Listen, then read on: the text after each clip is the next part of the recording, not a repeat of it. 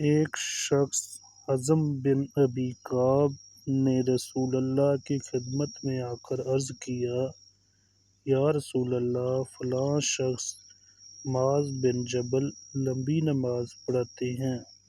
اس لیے میں جماعت کی نماز میں شریک نہیں ہو سکتا، کیونکہ میں دن بھر اونٹ چرانے کی وجہ سے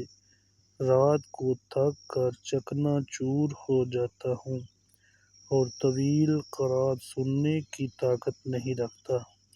ابو مسعود راوی کہتے ہیں کہ اس دن سے زیادہ میں نے کبھی رسول اللہ صلی اللہ علیہ وسلم کو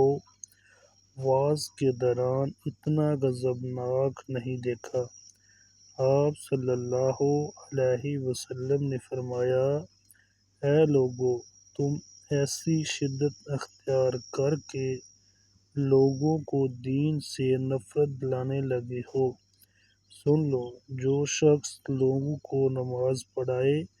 تو وہ ہلکی پڑھائے، کیونکہ اس میں بیمار، کمزور